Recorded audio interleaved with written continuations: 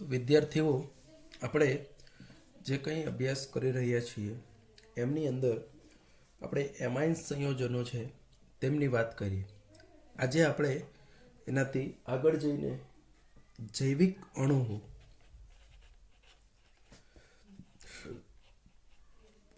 જેને આપણે ઇંગ્લિશની અંદર બાયોમોલેક્યુલ્સ પણ કહીએ છીએ, તો આજે આપણા બાયોમોલેક્યુલ્સ છે એમનો અહીંયા છે તે અભ્યાસ કરવાનો છે. તો પ્રશ્ન આપણને એ થાય કે સૌપ્રથમ તો આજે જૈવિક અણુઓ જે છે તે શું છે તેને આપણે સમજવાનો પ્રયત્ન કરવાનો છે.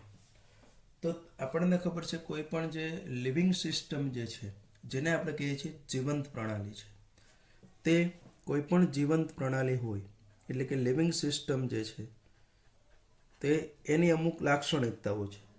શું છે? તો કે એક તો તે સ્વયં વૃદ્ધિ પામે છે. એટલે તો આપણે જ છીએ તે શું છે? જીવંત પ્રણાલી છે. એટલે આપણને પોતે વિકાસ પામીએ છીએ. બાળક હોઈએ, યુવાન થઈએ, વૃદ્ધાવસ્થા આવે, આ એક પ્રકારની સ્ટેપ છે વૃદ્ધિના. બરાબર છે. અને સાથે સાથે એ પણ આપણે કહી શકીએ કે આપણી જે હાઇટ છે તે ક્યાંથી ક્યાં સુધી થાય છે. તો આ બધું શું દર્શાવે છે? વિકાસ છે, વૃદ્ધિ છે, તેના લક્ષણો દર્શાવે છે. આ ઉપરાંત શું કરે છે જીવંત પ્રણાલી? ઇટ વિલ બી સસ્ટેન, એટલે ટકી રહે છે. કોઈ પણ પરિસ્થિતિઓ, મુશ્કેલીઓ, તેની સામે ઊભું રહેવાનો તે સામનો કરી શકે છે. અને સાથે સાથે તે પ્રજોત્પાતી, એટલે કે ઇટ વિલ બી રિપ્રોડ્યુસ્ડ, એટલે એની જે સંતતિ છે તે આગળ વધારી શકે છે. તો આજે આપણી જૈવિક જીવંત પ્રણાલી છે તેની અંદર આ પ્રકારના જુદા જુદા જે લક્ષણો છે તે આપણને જોવા મળે છે. પણ બીજી એક એમ કહે ને કે જે સરપ્રાઈઝ આપણે કહી શકીએ, એકદમ જે એક્સ્ટ્રીમલી જે આપણી વસ્તુ છે તેની જો આપણે વાત કરીએ તો એ છે કે આપણે જે જોઈએ છીએ, જે કંઈ છે તે આપણે ભણીએ છીએ, તેમાં પણ ખાસ કરીને જોવાની વસ્તુ એ છે કે કોઈ પણ જીવંત પ્રણાલી જે છે, એટલે કે લિવિંગ સિસ્ટમ છે, living system is made by non living organs or molecules. એટલે કે આપણી જે કોઈ પણ આવી પ્રણાલી, જીવંત પ્રણાલી છે તે કેવા?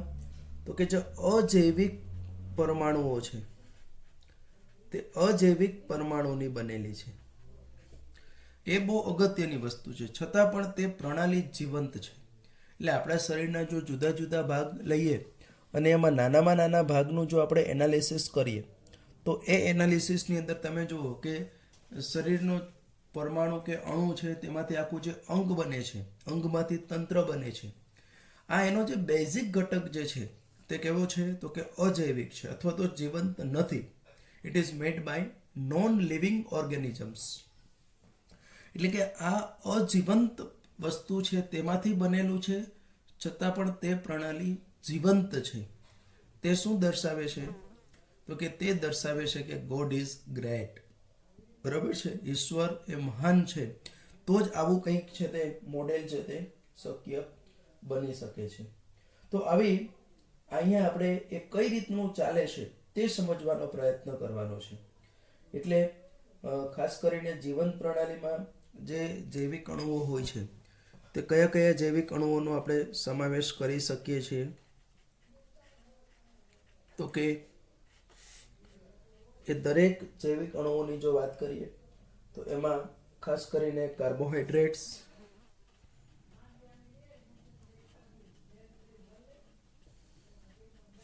પ્રોટીન્સ, લિપિડ, વિટામિન,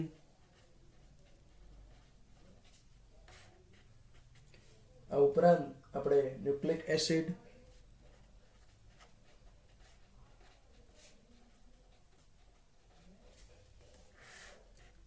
આ ઉપરાંત ઉત્સેચકો, આ ઉપરાંત અંતઃસ્ત્રાવો, આ બધા જે કેમિસ્ટ્રીની અંદર આ બધા જે છે તે બાયોમોલેક્યુલ્સ તરીકે આપણે એને ઓળખીએ છીએ. એટલે કે જૈવિક અણુઓ જે છે તે જૈવિક અણુઓ તરીકે આપણે એમને છે તે ઓળખીએ છીએ. આ જુદા જુદા જૈવિક અણુઓ છે તેમનો આપણે અહીંયા વિગતવાર છે તે અભ્યાસ કરવાનો છે. અને આવા જૈવિક અણુઓ જે છે તે એકબીજા સાથે પારસ્પરિક ક્રિયાઓ કરે છે. અને પારસ્પરિક ક્રિયાઓથી આમ જોવા જઈએ તો જીવન પ્રક્રમોમાં શક્ય બને છે. બરાબર, લાઈફ પ્રોસેસ છે ને આપણે કહી શકીએ તે લાઈફ પ્રોસેસ છે તે શક્ય બની શકતી હોય છે.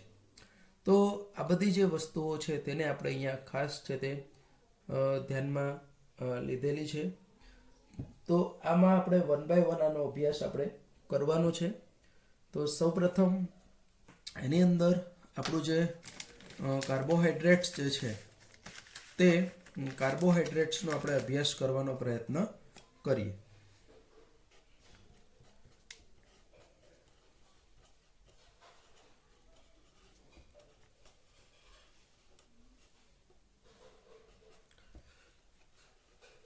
તો પહેલા તો આપણે કાર્બોહાઈડ્રેટ્સ જે છે તે શું છે તે સમજવાનો પ્રયત્ન કરીએ.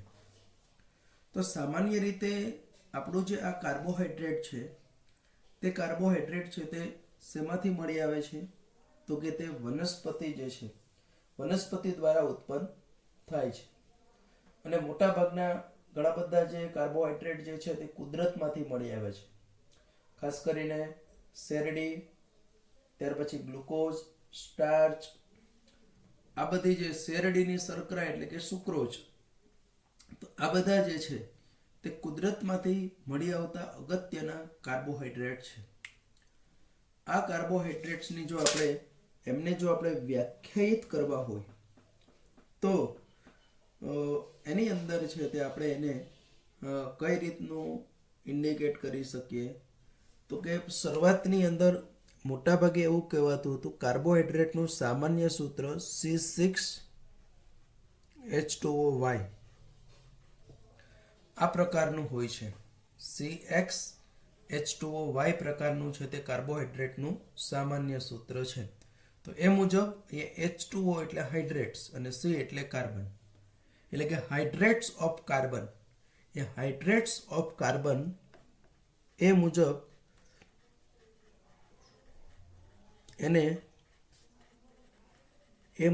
એનું નામ આપણે શું કહેતા હતા? તો કે કાર્બોહાઈડ્રેટ્સ.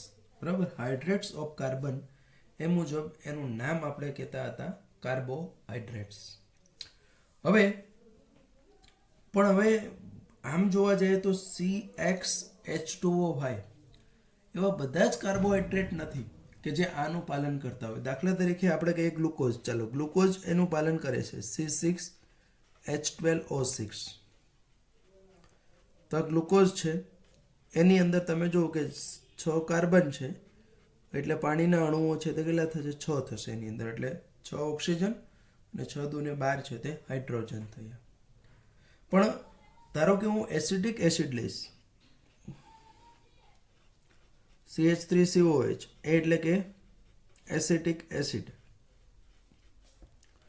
તો આ એસિટિક એસિડમાં તમે જુઓ કે એમાં પણ કાર્બન કેટલા છે? તો કે 2. તો C2H2O ટ્વાઇસ, બરાબર, કેમ કે આમાં C2H4O2 એનું અણુસૂત્ર હશે. તો આમ જોવા જઈએ તો એસિડિક એસિડનું સૂત્ર છે તે આમની સાથે બંધ બેસતું છે, છતાં પણ એસિડિક એસિડ એક કાર્બોહાઈડ્રેટ્સ નથી.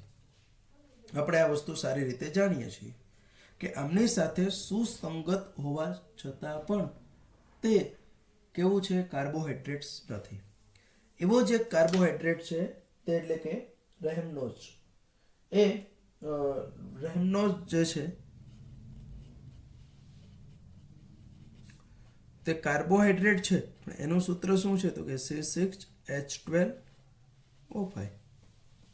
એટલે કે એસિડિક એસિડ જે છે તે એસિડિક એસિડ આપણું જે છે તે કાર્બોહાઈડ્રેટ્સ નથી, છતાં પણ આ સૂત્ર સાથે સંલગ્ન છે. જ્યારે રેમનોઝ જે છે તે કાર્બોહાઈડ્રેટ હોવા છતાં પણ O5 છે એટલે એ આ સૂત્રને આપણે એને એ રીતનું રજૂ કરી શકીશું અહીંયા નહીં. એ બહુ ક્લિયર દેખાય છે આપણને. તો રેમનોઝ જે આપણું છે તે કાર્બોહાઈડ્રેટ્સ હોવા છતાં પણ તે આ સૂત્ર સાથે શું થાય છે તો કે એની સાથે તાદાત્મ્ય સાધી શકતું નથી. તો આ પણ એક ખૂબ જ અગત્યની બાબત છે તે આપણે કહી શકીએ છીએ.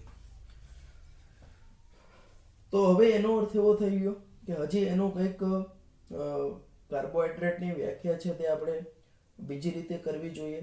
આ વ્યાખ્યા છે તે આપણે કહી શકીએ કે યોગ્ય કહેવાય નહીં. તો એના માટે એક વ્યાખ્યા આપેલી છે તે એટલે કે ખાસ કરીને આપણે કહી શકીશું કે પોલીહાઇડ્રોક્સી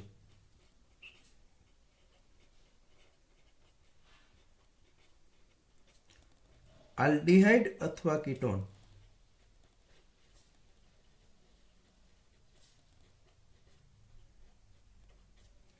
પોલીહાઇડ્રોક્સી આલ્ડીહાઇડ અથવા કીટોન કે જે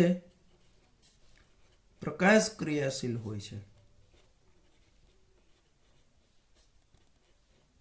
એટલે કે અસમ કાર્બન ધરાવતા હોય, અથવા તો એવા પદાર્થો કે જેને આપણે કહી શકીએ કે પોલીહાઇડ્રોક્સી આલ્ડીહાઇડ અથવા તો પોલીહાઇડ્રોક્સી કીટોન કે જે પ્રકાશ ક્રિયાશીલતાનો ગુણધર્મ ધરાવતા હોય અને પ્રકાશ ક્રિયાશીલતાનો ગુણધર્મ ધરાવતા હોય, અથવા તો એવા પદાર્થો અથવા તો કોઈ પદાર્થના જળ વિભાજનથી જો આપણને આવા પદાર્થ મળતા હોય તો એવા સંયોજનોને આપણે કહીએ છીએ કાર્બોહાઈડ્રેટ્સ. ધારો કે આપણે ગ્લુકોઝની વાત કરીએ તો ગ્લુકોઝની અંદર તમે જો કે એમાં કેટલા છે તો કે ગ્લુકોઝની અંદર છે તે તમે જોઈ શકો કે 5 હાઇડ્રોક્સી સમૂહ આવેલા છે. તો એને પોલીહાઇડ્રોક્સી કહીએ. તે આપણો આલ્ડીહાઇડ છે એટલે આપણે કીધું કે પોલીહાઇડ્રોક્સી આલ્ડીહાઇડ. અને અથવા આપણે કીધું કે કીટોન, અહીંયા છે તે કીટોન આવી શકે. અને એમાં દરેક કાર્બન છે તે કેવો છે તો કે અસમ કાર્બન છે. એટલે કે અસમ કાર્બન કોને કહેવાય, એ પ્રકાશ ક્રિયાશીલતા શું છે, આ બધું આપણે હેલોજિનેટેડ કમ્પાઉન્ડ ભણ્યા ત્યારે ડિટેલની અંદર છે તે એનો અભ્યાસ કર્યો હતો. તો તે મુજબ આ પ્રકારના જે સંયોજનો છે તે આપણને છે તે મળી રહે છે. એટલે આ હવે એની જે વ્યાખ્યા છે તે દાખલા તરીકે હું ફ્રુક્ટોઝ લઈશ તો ફ્રુક્ટોઝ છે તે શું હશે તો કે એમનું છે તે આલ્ડીહાઇડને બદલે કીટોન હશે. તો એ પણ આપણો એક પ્રકારનો કાર્બોહાઈડ્રેટ સંયોજન છે તેવું કહી શકીએ. સાથે સાથે અહીંયા આપણે એ પણ દર્શાવી શકશું કે આવું જ નહીં પણ આનું જળ વિભાજન કોઈ પદાર્થનું કરીએ અને જળ વિભાજન કર્યા બાદ જો આવું આપણને મળતું હોય તો પણ આપણે તેમને કાર્બોહાઈડ્રેટ જે છે તે કાર્બોહાઈડ્રેટ્સની અંદર છે તે ગણી શકીશું, બરાબર. અથવા તો આપણે એને કાર્બોહાઈડ્રેટ્સ તરીકે છે તે ગણવાનું રહે છે. હવે સાથે સાથે બીજી પણ આપણે અગત્યની વાત કરવાની છે કે ઘણા ખરા જે કાર્બોહાઈડ્રેટ સંયોજનો છે તે કેવા હોય છે તો કે સ્વાદની અંદર છે તે ગળ્યા હોય છે, બરાબર છે. ઘણા ખરા છે તે સ્વાદની અંદર છે તે કેવા હોય તો કે ગળ્યા હોય. અને એટલા માટે એને આપણે શું શર્કરા એવો પણ વર્ડ્સ એના માટે ઉપયોગ કરીએ છીએ. એના માટે આપણે કાર્બોહાઈડ્રેટ્સને શર્કરા તરીકે પણ છે તે ઓળખીએ છીએ કે જે એના ટેસ્ટને આધારે કહે છે. દાખલા તરીકે સુક્રોઝ એટલે આપણે બીજી રીતે કહેવું હોય તો સિમ્પલ છે તે એટલે આપણું ખાંડ છે તે કેવી હોય, ગળી હોય છે. અને બીજું છે તે દૂધમાંથી જે લેક્ટોઝ મળી આવે છે તો તે લેક્ટોઝ છે તે પણ સ્વાદની અંદર છે તે ગળ્યો છે.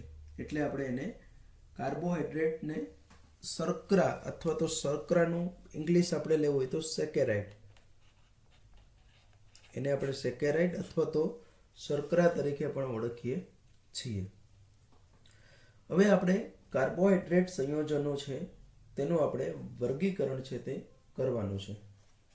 પહેલું વર્ગીકરણ આપણે એનું જળ વિભાજનને આધારે એનું જે મળે છે તેને આધારે આપણે કરશું. એટલે કે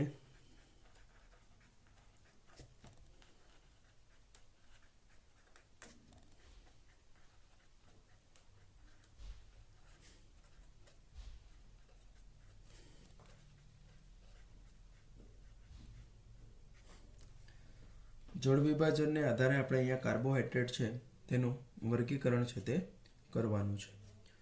તો એ વર્ગીકરણમાં આપણે મુખ્ય છે તે એના 3 વર્ગની અંદર આપણે એને વર્ગીકૃત કરીએ છીએ.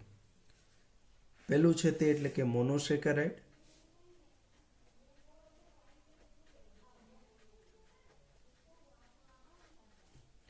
બીજું આપણે છે તે ઓલિગોસેકેરાઇડ,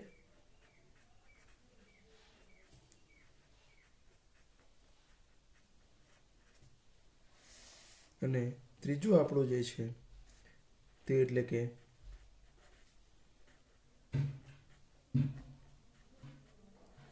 પોલિસેકેરાઇડ.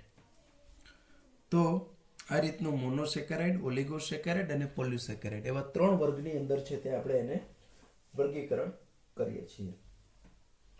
તો સામાન્ય રીતે આપણે એવું કહી શકીએ કે જે કાર્બોહાઈડ્રેટ સંયોજનો છે કે જેઓ પોલીહાઇડ્રોક્સી આલ્ડિહાઇડ અથવા તો પોલીહાઇડ્રોક્સી કીટોન છે, પણ જેમનું આપણે ફર્ધર જળ વિભાજન કરી શકાતું નથી.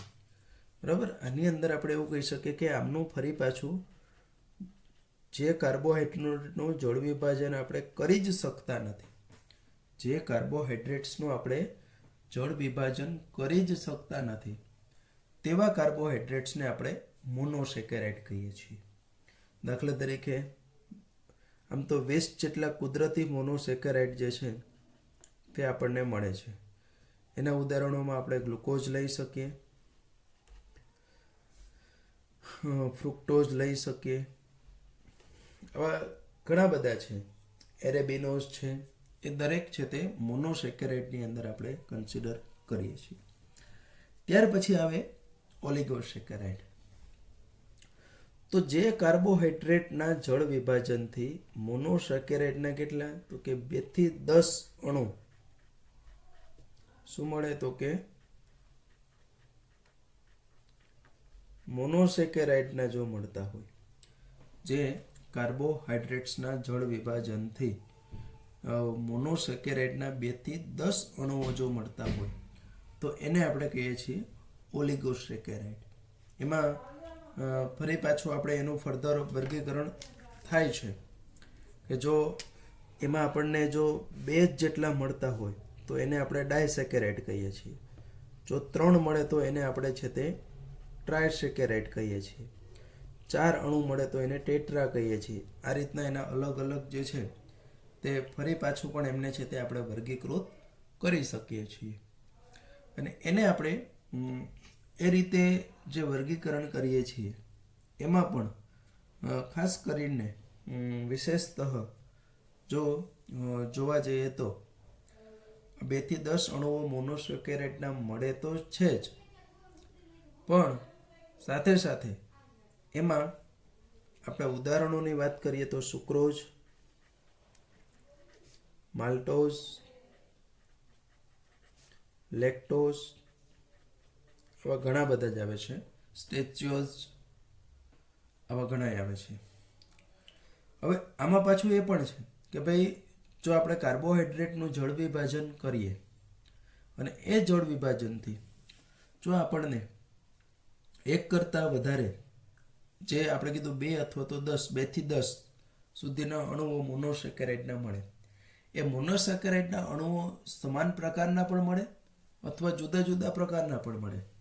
દાખલા તરીકે આપણે સુક્રોઝ જે છે તો સુક્રોઝના જળ વિભાજનથી આપણને ગ્લુકોઝ અને ફ્રુક્ટોઝ મળે છે. જ્યારે આપણો માલ્ટોઝ છે તે માલ્ટોઝનું જો આપણે જળ વિભાજન કરીએ તો એમાંથી આપણને ગ્લુકોઝના 2 અણુઓ મળે છે. તો આ રીતનું આપણને એ સમાન પ્રકારના અથવા તો આપણે કહી શકીએ કે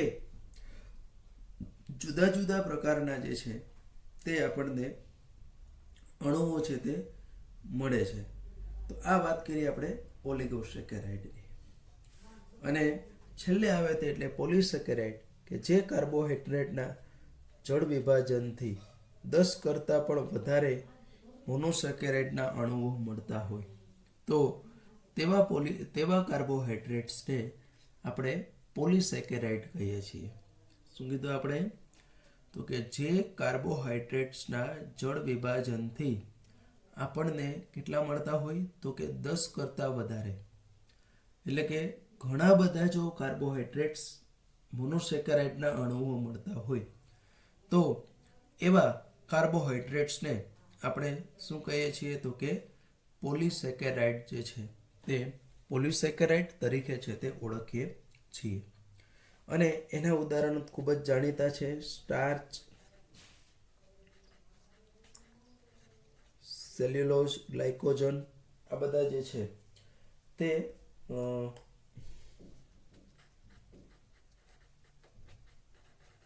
ગુંદર, આ બધા આપણા જે પોલિસેકેરાઇડ જે છે તે પોલિસેકેરાઇડ તરીકે ઓળખાય છે.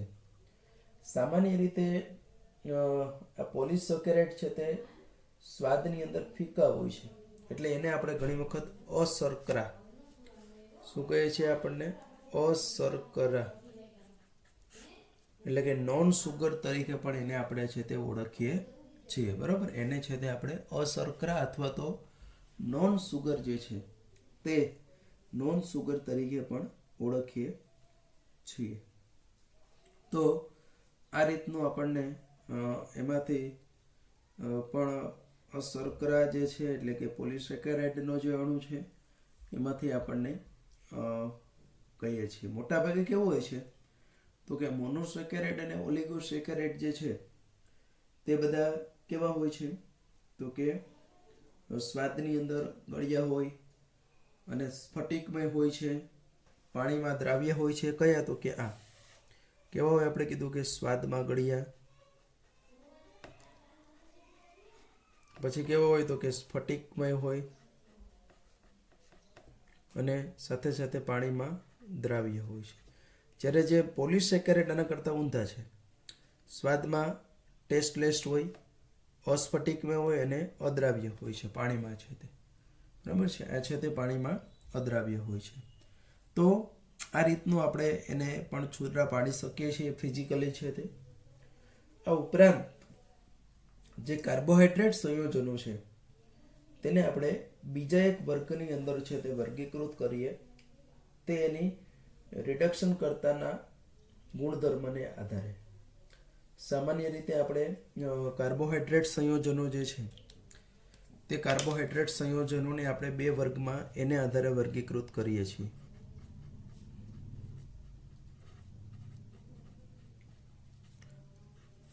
એક છે તે રિડ્યુસિંગ શર્કરા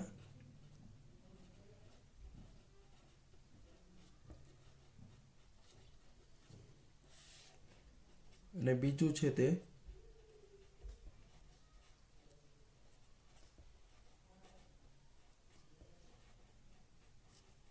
નોન રિડ્યુસિંગ શર્કરા. તો એમની અંદર જે કાર્બોહાઈડ્રેટ જે છે તે ફેલિંગના દ્રાવણ અને ટોલન્સનો પ્રક્રિયક, આ ફેલિંગનું દ્રાવણ અને ટોલન્સનો પ્રક્રિયક આપણે આલ્ડીહાઇડ વાળા ચેપ્ટરમાં ભણી ગયા છીએ કે આલ્ડીહાઇડ સાથે પ્રક્રિયા આપતો છે. તો મોટાભાગે કાર્બોહાઈડ્રેટ્સમાં આલ્ડીહાઇડ આવેલો છે એટલે આ પ્રક્રિયા આપતા હોય છે. એમાં આપણે જોશું આગળ કે એનોમેરિક કાર્બન એનો મુક્ત હોય તો તે પ્રક્રિયા આપે અને ના હોય તો ના આપે. ઇન શોર્ટ છે તે. તો જે કાર્બોહાઈડ્રેટ જે છે તે આપણને કોની સાથે પ્રક્રિયા આપે? ટોલન્સનો પ્રક્રિયક અને ફેલિંગના દ્રાવણનું રિડક્શન કરે તેને આપણે રિડ્યુસિંગ શર્કરા કહીએ છીએ. અને જે આપણો કાર્બોહાઈડ્રેટ છે તે આ ટોલન્સનો પ્રક્રિયક અને ફેલિંગનું દ્રાવણ જે છે તે ટોલન્સના પ્રક્રિયક અને ફેલિંગના દ્રાવણનું રિડક્શન કરી શકતો નથી. બરાબર, એમનું છે તે રિડક્શન કરતો નથી. તેવા પ્રક્રિયકને આપણે કેવું કહીએ છીએ? તેવા કાર્બોહાઈડ્રેટ્સને કેવું કહીએ છીએ? નોન રિડ્યુસિંગ શર્કરા. મોટાભાગે મોનો અને ડાય, મોનો અને ડાયસેકેરાઇડમાં એક અપવાદ છે સુક્રોઝ. એ સિવાયના બાકી બધા જ જે છે તે રિડ્યુસિંગ શર્કરા છે. સુક્રોઝ ડાયસેકેરાઇડમાં અપવાદ છે અને મોટાભાગના પોલિસેકેરાઇડ્સ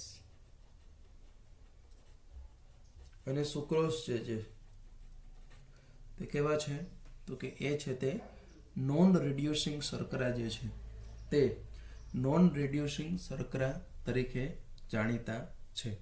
તો આ રીતનું રિડ્યુસિંગ છે કે નોન રિડ્યુસિંગ તેને આધારે પણ આપણે એને વર્ગીકૃત છે તે કરી શકીએ છીએ કાર્બોહાઈડ્રેટ છે તેમને.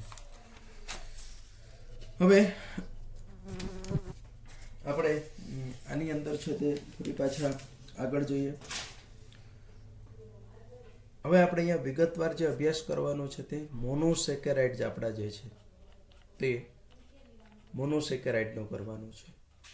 ત્યારબાદ ડાયસેકેરાઇડ અને પોલિસેકેરાઇડનો છે, પણ અહીંયા આપણે આ વર્ષ પૂરતો ડાયસેકેરાઇડ અને પોલિસેકેરાઇડનો અભ્યાસક્રમમાં નથી સમાવિષ્ટ, એટલે આપણે માત્ર જે મોનોસેકેરાઇડ જે છે તે મોનોસેકેરાઇડ સંયોજનો જે છે એ સંયોજનો છે તેનો અહીંયા છે તે આપણે અભ્યાસ છે તે કરવાનો છે.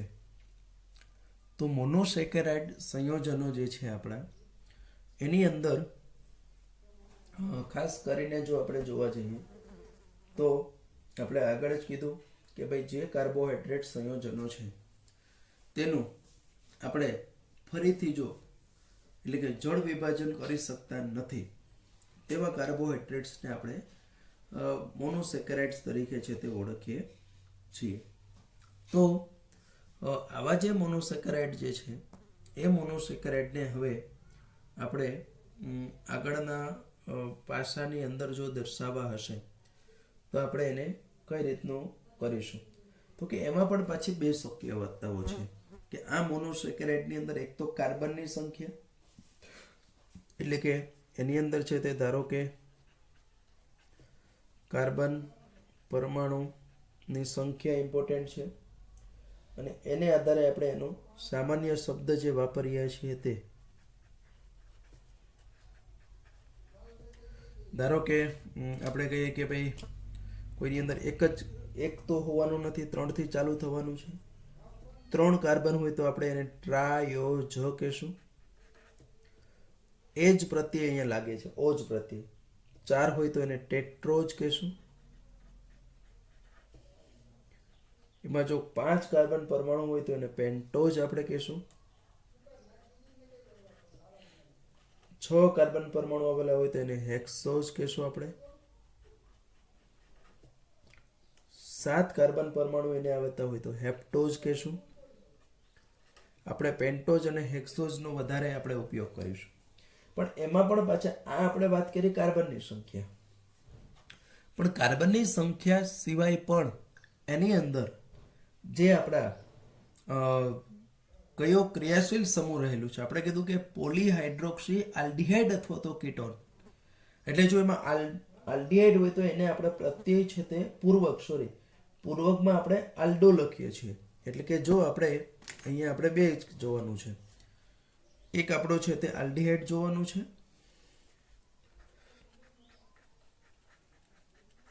અને બીજું આપણે કીધું તે રીતનું શું હોય તેની અંદર છે તો કે કીટોન હોય છે. તો ધારો કે આલ્ડિહાઇડની અંદર વાત કરીએ તો આમાં આલ્ડો ટ્રાયોજ હશે, કીટોન હોય તો આપણે એને કીટો ટ્રાયોજ કહીએ છીએ. એટલે નંબર્સ ઓફ કાર્બનને આધારે જેમ નામ આપીએ તેમ એમાં રહેલા આલ્ડિહાઇડ અથવા તો કીટોન છે તેને આધારે આપણે કહીએ. આલ્ડો ટ્રાયો છે તેમ આલ્ડો ટેટ્રોજ છે, તેમ અહીંયા છે તે શું છે તો કે કીટો ટેટ્રોજ છે. એવી રીતનું અહીંયા છે તે આલ્ડો પેન્ટોજ આપણે લઈએ છીએ, તેમ અહીંયા છે તે આપણે કીટો પેન્ટોજ લઈએ છીએ. હેક્સોજ છે તો આપણે એને છે તે આલ્ડો હેક્સોજ તરીકે લઈએ છીએ અને અહીંયા આપણે એને કીટો હેક્સોજ તરીકે લઈએ છીએ. તેમ એવી રીતનું આમ દરેક છે તેનું આપણે આ રીતનું અને છે તે આપણે હું આલ્ડો હેપ્ટોજ કહીશ અને છે તે આપણે કીટો હેપ્ટોજ વડે દર્શાવીશું. તો આ રીતનું આમાં રહેલા દરેક કાર્બનની સંખ્યાને આધારે અને એવી જ રીતનું આપણે એમાં રહેલા આલ્ડીહાઇડ કે કીટોન સમૂહો છે તે આલ્ડીહાઇડ અને કીટોન સમૂહને આધારે પણ આ કાર્બોહાઈડ્રેટ સંયોજનો છે તેનું આપણે મોનોસેકેરાઇડનું વર્ગીકરણ કરી શકીએ છીએ. હવે અહીંયા બે પર્ટિક્યુલરલી જે આપણા કાર્બોહાઈડ્રેટ છે તેનો સવિશેષ અભ્યાસ છે તે આપણે કરવાનો છે. અને એ એટલે કે એક ગ્લુકોઝનો આપણે અભ્યાસ કરવાનો છે, બીજો આપણે છે તે જે ફ્રુક્ટોઝ છે તે ફ્રુક્ટોઝનો અભ્યાસ છે તે અહીંયા કરવાનો છે. એમાં સૌપ્રથમ છે તે આપણે ગ્લુકોઝની વાત કરવાની છે.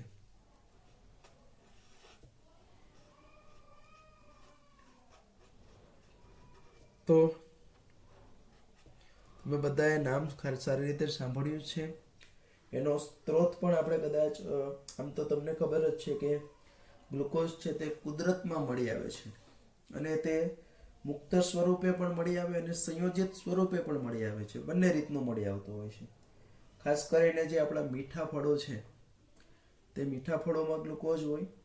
આ ઉપરાંત મધની અંદર પણ રહેલું છે અને જે પાકેલી દ્રાક્ષ હોય તે પાકેલી દ્રાક્ષની અંદર પણ સારા એવા પ્રમાણમાં ગ્લુકોઝ છે આપણું તેનું પ્રમાણ છે તે રહેલું હોય છે. તો આપણે વાત કરી ગ્લુકોઝની સોર્સ. ત્યાર પછી આપણે ગ્લુકોઝની બનાવટ વિશે જોઈ લઈએ. પહેલા છે તે બનાવટ અને એનું બંધારણમાં આપણે મુક્ત શૃંખલાવાળું પણ જોવાનું છે અને એનું ચક્રીય બંધારણ જે છે તે ચક્રીય બંધારણનો પણ વિશેષતઃ અભ્યાસ છે તે કરવાનો છે. તો સૌપ્રથમ હું અહીંયા એમની બનાવટની પદ્ધતિઓ છે એની ચર્ચા કરવા જઈ રહ્યો છે. તો બનાવટની અંદર પહેલી આપણે મેથડ જોવાની છે સુક્રોઝમાંથી. સુક્રોઝ અથવા તો આપણે કેમાંથી સુક્રોઝ શેમાંથી મળે તો કે શેરડીમાંથી. તો સામાન્ય રીતે સુક્રોઝનું આપણે જો જળ વિભાજન કરવામાં આવે કેની હાજરીમાં તો કે એસિડની હાજરીમાં, એસિડ તરીકે તમે મંદ HCl અથવા તો H2SO4 ની હાજરીમાં તમે એનું જળ વિભાજન કરો તો એમાંથી આપણને ગ્લુકોઝ અને ફ્રુક્ટોઝ બંને છે તે લગભગ સરખા પ્રમાણમાં છે તે મળી આવે છે. એટલે કે C12H22O11 જે આપણું સુક્રોઝ છે તેનું આપણે કીધું કે H+ એટલે HCl અથવા તો H2SO4 એસિડિક માધ્યમમાં જો આપણે H2O પાણીનો અણુ ઉમેરીએ તો જળ વિભાજન થાય ને, એને ગરમ કરીએ તો એમાંથી આપણને છે તે શું મળશે તો કે C6H12O6 પ્લસ C6H12O6 એટલે કે આમાંથી આપણને છે તે ગ્લુકોઝ મળે છે અને આમાંથી છે તે આપણને શું મળે છે તો કે ફ્રુક્ટોઝ મળે છે. તો આ રીતનું આપણને ગ્લુકોઝ અને ફ્રુક્ટોઝ જે છે તે બંને છે તે મળે છે. બીજી બનાવટ આપણે એની છે તે સ્ટાર્ચમાંથી આપણે એને બનાવવાનું છે. બરાબર છે. સેકન્ડ આપણી જે મેથડ છે તેમાં આપણે એને સ્ટાર્ચ જે છે તે સ્ટાર્ચમાંથી બનાવીશું.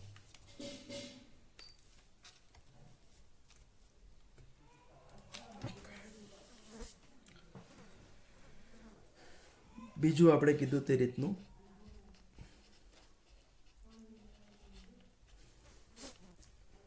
તો સ્ટાર્ચ એટલે એક પ્રકારનો પોલિસેકેરાઇડ છે. એ સ્ટાર્ચનું પણ આપણે અમુક તાપમાને અને અમુક દબાણે જો એનું એસિડની હાજરીમાં જળ વિભાજન કરીએ, સ્ટાર્ચનું C6H10O5 બરાબર છે. n નંબર્સ ઓફ ટાઈમ એટલે એક પ્રકારનો તે પોલિમર છે. સ્ટાર્ચ છે તે ગ્લુકોઝનો એ શું છે તો કે પોલિમર છે. તો એનું આપણે જો જળ વિભાજન અહીંયા n નંબર્સ ઓફ પાણીના અણુ આપણે લઈએ છીએ તો એ જળ વિભાજન એસિડિક માધ્યમમાં આપણે કીધું તે રીતનું અને 393 કેલ્વિન ટેમ્પરેચર 393 કેલ્વિન ટેમ્પરેચર અને 2 થી 3 એટીએમ જેટલું દબાણ આપણે કરીએ તો એમાંથી આપણને n નંબર્સ ઓફ મોલ એટલે અસંખ્ય ગ્લુકોઝ જે છે તે અસંખ્ય ગ્લુકોઝના અણુઓ જે છે તે અસંખ્ય ગ્લુકોઝના અણુઓ છે તે આપણને શું થાય છે તો કે મળી આવે છે. તો આ રીતની આપણે સ્ટાર્ચમાંથી પણ ગ્લુકોઝ છે તેની બનાવટ છે તે કરી શકીએ છીએ અથવા તો સેલ્યુલોઝમાંથી પણ કરી શકીએ. જેમ સ્ટાર્ચમાંથી કરીએ છીએ તેવી જ રીતને આપણે એની છે તે સેલ્યુલોઝમાંથી પણ બનાવટ છે તે કરી શકીએ છીએ. ત્યાર પછી અહીંયા આપણે આગળ જોવાનું છે તે એટલે ગ્લુકોઝનું બંધારણ. ખૂબ જ અગત્યની અહીંયા ચર્ચા અથવા તો ટોપિક જે છે તે એટલે કે આપણું જે ગ્લુકોઝ છે તે ગ્લુકોઝનું બંધારણ જોવાનું છે. તો કોઈ પણનું બંધારણ સાબિત કરવાનું હોય તો એના માટે થોડા ઘણા સ્ટેપ હોય છે અને એ સ્ટેપ બાય સ્ટેપ જે છે તે આપણે જવાનું હોય છે. તેમાં જો પહેલું સ્ટેપ જો કોઈ પણ હોય તો ફર્સ્ટ સ્ટેપ છે આપણું તે એટલે કે આપણું જે એનું અણુસૂત્ર, કોઈનું પણ આપણે અણુસૂત્ર લઈએ છીએ તો ખરેખર આપણે ગ્લુકોઝને ઘણી વખત ડેક્સ્ટ્રોઝ પણ કહીએ છીએ. ગ્લુકોઝ છે તે ડેક્સ્ટ્રોઝ તરીકે પણ ઓળખાય છે, આપણને આ ભૂલાય નહીં. અને એ આલ્ડો હેક્સોસ છે તે તો આપણે જોઈ ગયા ઓલરેડી છે તે. તો એનું બંધારણ સાબિત કરવા માટે પહેલા આવે એટલે એનું અણુસૂત્ર. તો એ બધા આપણે જાણીએ છીએ કે ગ્લુકોઝનું અણુસૂત્ર C6H12O6. હવે એનું બંધારણ ખરેખર સાબિત કરવું એટલે અહીંયા આપણે શું કરવાનું છે તો કે એમનું જે અણુસૂત્ર છે તેમાં 6 કાર્બન છે, 12 હાઇડ્રોજન છે, 6 ઓક્સિજન છે. એમની જે ગોઠવણી છે તે ગોઠવણી કઈ રીતે હશે તે જે દર્શાવવાનું છે તેને આપણે એમનું બંધારણીય સૂત્ર કહીએ છીએ, તે એનું બંધારણ કહીએ છીએ. તો આ પહેલી વસ્તુ થઈ. બીજી આપણે એનો મુદ્દો જોઈએ કે ભાઈ જ્યારે ગ્લુકોઝને આપણે HI સાથે ગરમ કરવામાં આવે લોંગ ટાઈમ ત્યારે એમાંથી n હેક્ઝેન બનાવે છે. એટલે કે અહીંયા આપણે આમ તો એનું આ દર્શાવી દીધું આપણે CHOH 4 આ છે અને CH2OH આ 4 વખત 4, 5 અને 6.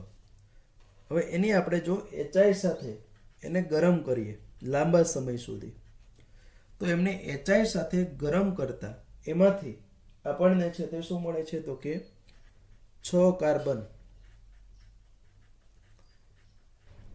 વાળું n હેક્ઝેન છે તે મળી આવે છે. એમાંથી આપણને શું મળે છે તો કે 6 કાર્બન વાળું છે તે n હેક્ઝેન મળે છે. હવે એ અહીંયા શું દર્શાવે છે તે ખૂબ જ અગત્યનું છે. આના ઉપરથી આપણે એવું કહી શકીએ કે જે ગ્લુકોઝના અણુમાં 6 કાર્બન આવેલા છે તે 6 કાર્બન છે તે સ્ટ્રેટ ચેઇન સ્વરૂપે હશે. બરાબર છે? તે 6 કાર્બન છે તે સીધી લીટીની અંદર છે તે આવેલા હશે. આ અહીંયા પ્રૂવ થાય છે. કેમ તો કે અહીંયા n હેક્ઝેન મળે છે. જો અહીંયા કોઈ આપણે શાખા હોત એટલે કે બ્રાન્ચ વાળો જો કોઈ હેક્ઝેન મળતો હોત, આઈસો હેક્ઝેન કે એવું કંઈ જો મળતું હોત અથવા તો 6 કાર્બન કરતાં ઓછા કાર્બન વાળું આપણને અહીંયા જો મળતું હોત તો આપણે કહી શકત કે એમાં કંઈક 6 કાર્બનની ગોઠવણી જુદી હશે. પણ અહીંયા આપણને 6 સ્ટ્રેટ કાર્બન મળે છે. ઇટ્સ ઇન્ડિકેટ કે ગ્લુકોઝની અંદર આવેલા 6 કાર્બન છે તે 6 કાર્બન છે તે એક જ શૃંખલા સ્વરૂપે છે તે આવેલા હોય છે. બરાબર? આ અહીંયા ક્લિયર આપણને થાય છે. ત્યાર પછી આપણે એની ત્રીજી પ્રક્રિયા, આ પ્રક્રિયા ઉપરથી આપણને એની એમ કહીએ ને કે જે માળખું જે છે એનું સ્ટ્રક્ચરનું જે ફ્રેમ સ્ટ્રક્ચર જેને આપણે કહી શકીએ, બરાબર ને, તે ફ્રેમ સ્ટ્રક્ચર જે છે ગ્લુકોઝનું તે મળે છે. બીજી અગત્યની વાત એ છે કે ભાઈ ગ્લુકોઝ છે તે હાઇડ્રોક્સિલ એમાઇન અને HCN સાથે પ્રક્રિયા આપે છે. એટલે કે હું CHOH4 એની પ્રક્રિયા જો હું HCN સાથે કરું તો એમાંથી મને CHOH અને CN જેને આપણે કહીએ છીએ સાયનોહાઇડ્રિન મળે છે. અને આપણે કહીએ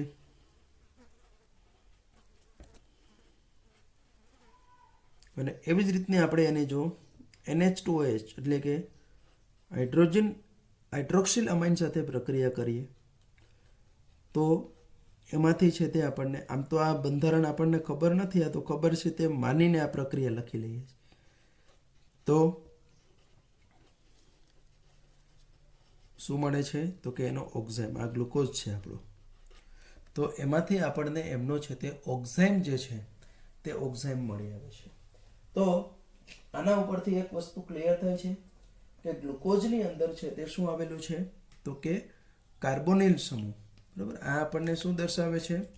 આ પ્રક્રિયાની 6 કાર્બનની શૃંખલા, 6 કાર્બન સીધી રેખામાં આ પ્રક્રિયા શું આવે છે? તો કે એની અંદર ગ્લુકોઝમાં આપણો જે કાર્બોનિલ સમૂહ જે છે તે કાર્બોનિલ સમૂહ હાજર છે તેવું આપણને આ ત્રીજી પ્રક્રિયા દર્શાવે છે. પણ આગળ આપણે ભણી ગયા છીએ ભાઈ, જો કાર્બોનિલ સમૂહ હાજર હોય તો એ કાર્બોનિલ સમૂહ છે તે બે રીતનો હાજર હોઈ શકે. તે આલ્ડીહાઇડ સ્વરૂપે હોય અથવા તો તે આપણા કીટોન સ્વરૂપે હશે.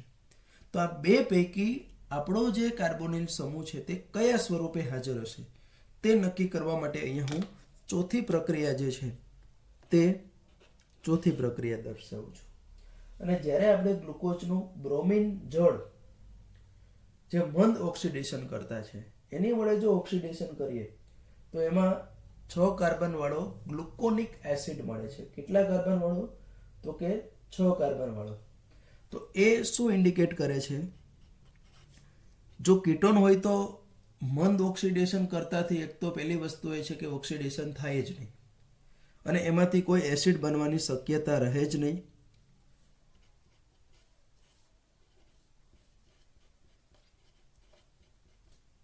અહીંયા આપણે કીધું તે રીતનું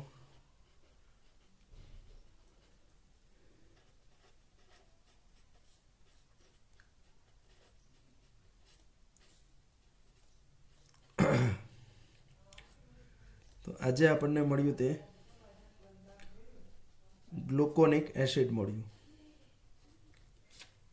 એટલે કે 6 કાર્બન વાળો જે છે તે 6 કાર્બન વાળો અહીંયા પૂર્ણતઃ એસિડ મળ્યો. એટલે એનો અર્થ એવો કે જે કાંઈ આપણો સમૂહ છે તે છેડા ઉપર હશે અને છેડા ઉપર હોય તે એટલે આપણો હંમેશા શું હોય? તો કે આ પ્રક્રિયા છે તે કોની હાજરી દર્શાવે છે? તો કે આલ્ડીહાઇડ સમૂહની હાજરી દર્શાવે. અહીંયાથી આપણે માત્ર કાર્બોનિલ સમૂહ હાજર છે તેવું જ નક્કી કરી શકીએ, પણ એના પછીની આ પ્રક્રિયા બહુ ક્લિયર છે કે એની અંદર છે તે કાર્બોનિલમાં પણ કયો છે? તો કે એની અંદર છે તે આપણો જે આલ્ડીહાઇડ સમૂહ જે છે તે આલ્ડીહાઇડ સમૂહ છે તે રહેલો છે તેવું અહીંયા સ્પષ્ટ છે તે આ પ્રક્રિયા ઉપરથી છે તે આપણે કહી શકીએ છીએ. ઓકે, ધેન નેક્સ્ટ ની જો વાત કરીએ ત્યાર પછી તો એની પાંચમી પ્રક્રિયા આપણે જોઈએ. તો જ્યારે આપણે ગ્લુકોઝનું એસિટિક એનહાઇડ્રાઇડ સાથે આપણે એસિટાઇલેશન કરવામાં આવે તો એમાંથી આપણને એનો પેન્ટા એસિટેટ મળે છે. એટલે કે એમાંથી આપણે એના જે 5 એસિટાઇલના જે અણુ છે તે અહીંયા આપણને મળે છે. જ્યારે આપણે એની એસિટિક એનહાઇડ્રાઇડ સાથે પ્રક્રિયા કરવામાં આવે તો એમાંથી આપણે એનું એસિટાઇલેશન કરીએ તો CHO COCH3 4 અણુઓ, ત્યારબાદ CH2O COCH3. તો આ આપણને જે પેન્ટા એસિટાઇલ વ્યુત્પન્ન મળેલો છે તે પેન્ટા એસિટાઇલ વ્યુત્પન્ન જે આપણને અહીંયા મળ્યો છે તે પેન્ટા એસિટાઇલ વ્યુત્પન્ન આપણને શું દર્શાવે છે? તો કે તે અહીંયા ક્લિયરલી આપણને એવું દર્શાવે છે કે એમાં કેટલા? તો કે 5 OH સમૂહો જે છે તે 5 OH સમૂહો છે તે આવેલા છે. બરાબર, આની અંદર છે તે 5 હાઇડ્રોક્સિલ સમૂહ જે છે તે આવેલા છે તેવું ક્લિયરલી છે તે દર્શાવે છે. હવે અહીંયા પાછો પ્રશ્ન થાય કે એની અંદર 5 હાઇડ્રોક્સી સમૂહ આવેલા છે તે બરાબર છે, પણ એ હાઇડ્રોક્સી સમૂહ છે તે કેવા હોય છે? પ્રાથમિક આલ્કોહોલ હશે કે દ્વિતીયક આલ્કોહોલ હશે? તો તે પણ આપણે છે તે નક્કી કરવું પડે છે. તો એ નક્કી કરવા માટે આપણે પછીની એક પ્રક્રિયાની વાત કરીએ તો તે ખ્યાલ આવી જશે. જ્યારે ગ્લુકોઝ અને ગ્લુકોનિક એસિડ બંનેને જ્યારે આપણે નાઇટ્રિક એસિડ જેવો પ્રબળ ઓક્સિડેશન કરતા વડે જો આપણે એનું ઓક્સિડેશન કરીએ તો એમાંથી આપણને ડાયકાર્બોક્સિલિક એસિડ, સેકેરિક એસિડ આપે છે, કે જે શું દર્શાવે છે કે ગ્લુકોઝની અંદર રહેલા આલ્કોહોલ જે છે તે પૈકીનો એક હાઇડ્રોક્સિલ સમૂહ જે છે તે એક હાઇડ્રોક્સિલ સમૂહ છે તે છેડા ઉપર આવેલો હોવો જોઈએ, અને છેડા ઉપર જે આવેલો હશે તે આપણો કયો હશે? તો કે તે આપણો ફાઇનલી છે તે હાઇડ્રોક્સી પ્રાથમિક આલ્કોહોલ જે છે તે હશે. એટલે કે આપણે કીધું તે રીતનું, ધારો કે હું આ ગ્લુકોઝ છે તે ગ્લુકોઝનું આપણે જ્યારે શું કરીશું તો કે એની પ્રક્રિયાની અંદર આપણે તો આની આપણે કીધું કે નાઇટ્રિક એસિડ વડે જે આપણું પ્રબળ ઓક્સિડેશન કરતા છે, તો ઓલરેડી આલ્ડીહાઇડનું તો ઓક્સિડેશન થાય જ છે, અને એ તો આગળ પહેલામાં પણ જોઈ ગયા જે આપણો એસિડ હતો તેની અંદર, પણ સાથે સાથે આમનું પણ ઓક્સિડેશન થાય છે. સિમિલરલી ચાલો એ તો આપણે સમજી શકીએ, પણ ગ્લુકોનિક એસિડ જે આપણો હતો તે ગ્લુકોનિક એસિડ આ હતો, આ આપણો ગ્લુકોઝ છે, આ છે તે ગ્લુકોનિક એસિડ છે,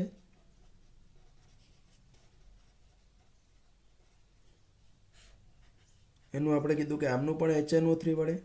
તો બંનેનું જ્યારે આપણે કરીએ તો એમાંથી આપણને શું મળે છે? તો કે આ સેકેરિક એસિડ જે છે તે સેકેરિક એસિડ મળે છે. એટલે જે સેકેરિક એસિડ મળે છે તે આપણને આ રીતનું મળે છે. તો આ બધાને આધારે અહીંયા આપણે એક વસ્તુ નથી દર્શાવતા, એટલે એનો અર્થ એવો થયો કે જે 5 હાઇડ્રોક્સિલ એક છેડા ઉપર તો આપણે ભણી ગયા કે આલ્ડીહાઇડ છે, આ છેડે આપણો આલ્કોહોલ હશે, પ્રાથમિક આલ્કોહોલ, તે પણ ખ્યાલ આવી ગયો. હવે બાકીનાની ગોઠવણી જોવાની છે, એટલે અથવા તો એનો અવકાશ વિન્યાસ સમજવાનો છે, પણ એ અવકાશ વિન્યાસ સમજવા માટેની પણ ઘણી લાંબી મેથડ છે, જેનો અહીંયા આપણે છે તે ચર્ચા કરતા નથી. બરાબર? માત્ર અહીંયા એનો અવકાશ વિન્યાસ આ પ્રકારનો છે તેવો સ્વીકારી લઈએ તો ગ્લુકોઝનું બંધારણ છે તે કંઈક આવું થશે: CHO 3, 4, 5 અને 6, અહીંયા H, અહીંયા OH, અહીંયા H, OH, OH, H અને OH. આને આપણે કહીએ છીએ D પ્લસ ગ્લુકોઝ. આ છે તે D પ્લસ ગ્લુકોઝ. એવી રીતનું સેકેરિક એસિડનું જો આપણે બંધારણ કરવું હોય તો આવું થશે: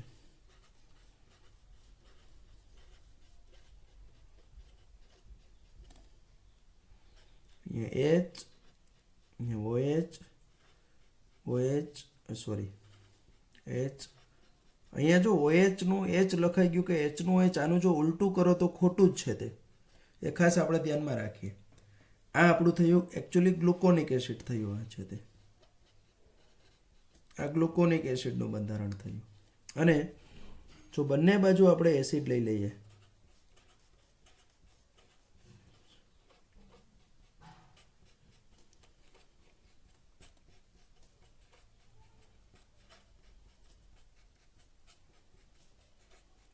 આ H અને OH ની સિક્વન્સ આપણે ફરજિયાત આ રીતની યાદ રાખવી જ પડે, એમાં કોઈ વિકલ્પ નથી. તો આને આપણે કહીએ છીએ સેકેરિક એસિડ.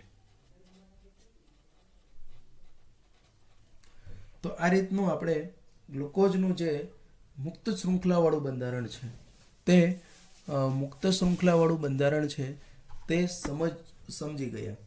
એનું આ ડી શું દર્શાવે છે? તો કે છેડાના કાર્બન ઉપર, બરાબર? એ આપણે કદાચ હું માનું છું ત્યાં સુધી આપણે એને આગળ પહેલા ચેપ્ટરની અંદર ભણી ગયા છીએ. આપણું જે હેલોજન વાળું હતું તેની અંદર છે તે કે ભાઈ ડી છે તે OH સમૂહ જમણી બાજુ આવેલો હોય તો એને ડી કહીએ છીએ કાર્બન સાથે. અને જો એક કરતાં વધારે અસમ કાર્બન હોય તો જે છેલ્લો કાર્બન છે, છેલ્લો અસમ કાર્બન, આ છેલ્લો અસમ કાર્બન છે, એમાં અહીંયા આપણો OH સમૂહ જમણી બાજુ આવેલો છે એટલે આપણે એને કહીએ છીએ ડી. અને જો OH સમૂહ ડાબી બાજુ આવ્યો હોય તો આપણે એને કહીએ છીએ એલ. તો એલ એટલે લેફ્ટ, લેફ્ટ એટલે OH સમૂહ જો લેફ્ટ હોય તો એલ દર્શાવવાનું, અને એના કરતાં ઓપોઝિટ હોય તો આપણે એને ડી દર્શાવીએ છીએ. અને પ્લસ નીચાની નિશાની આપણને શું દર્શાવે છે તો કે તેનું જે ધ્રુવીભૂત પ્રકાશના તલનું કોણાવર્તન કઈ દિશામાં કરે છે. આપણે કીધું કે બધા જ છે તે પ્રકાશ ક્રિયાશીલ છે કાર્બોહાઈડ્રેટ્સ, એટલે તે ડેક્સ્ટ્રો અને લીવો, એટલે માઇનસ છે તે લીવો છે અને પ્લસ છે તે ડેક્સ્ટ્રો છે. એટલે આપણો ગ્લુકોઝ છે તે ફરજિયાતપણે ધ્રુવીભૂત પ્રકાશનું કોણાવર્તન જમણી બાજુ જ કરે છે, એટલે તે ડેક્સ્ટ્રો છે. બરાબર, એટલે એ દર્શાવે છે. તો સ્મોલ ડી આપણે કહીએ, પણ સ્મોલ ડી અને કેપિટલ ડી છે તેમને કોઈ સંબંધ નથી. આ આપણે સારી રીતે છે તે આગળ સમજી ગયા છીએ. એટલે ડી અને એલ સમઘટકોમાં હું અહીંયા વિશેષ ચર્ચા અહીંયા આપણે કરતો નથી. આપણે ઓલરેડી આગળ આપણે ભણી લીધેલું છે. આપણે વધારે કાર્બન વાળાની વાત કરીએ. ધારો કે હું કોઈ એક જ કાર્બન વાળો લઉં તો અહીંયા આપણે કહીએ કે ગ્લિસરાલ્ડિહાઇડ મેં લીધું, CHO CH2OH, તો અહીંયા H, અહીંયા OH. તો OH અહીંયા જમણી બાજુ છે એટલે D, અને જો OH આ રીતનો ડાબી બાજુ હોય તો એને આપણે L કહીએ છીએ. તો આ રીતના D અને L સમઘટકો અસમ કાર્બન સાથે જોડાયેલા OH સમૂહ જે છે તે OH સમૂહનું કઈ બાજુ આવેલા છે તેને આધારે નક્કી કરી શકીએ છીએ. અને જો એમાં એક કરતાં વધારે અસમ કાર્બન આવેલા હોય તો તેવા સંજોગોમાં જે છેલ્લો અસમ કાર્બન છે, અહીંયા આપણે જોઈએ કે કેટલા છે તો કે 1 2 3 4 ચાર અસમ કાર્બન છે.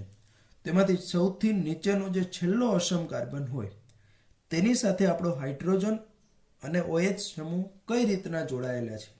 જો ડાબી બાજુ OH સમૂહ હોય તો L, અને જમણી બાજુ હોય તો આપણે એને ડી સમઘટક તરીકે ઓળખીએ છીએ. એટલે એની અંદર બહુ કંઈ વિશેષ જોવાનું રહેતું નથી. ઓકે, તો અહીંયા આપણે આજનું આપણું જે છે તે અહીંયા પૂરું કરીશું. ત્યાર પછી આપણે ગ્લુકોઝનું હજુ સક્રિય બંધારણ પણ ભણીશું, અને સાથે સાથે જે આપણું ફ્રુક્ટોઝ છે એના બંધારણ જે છે તેમના વિશેની પણ ચર્ચા છે તે આપણે હવે પછીના લેક્ચરની અંદર છે તે કરવાની રહેશે.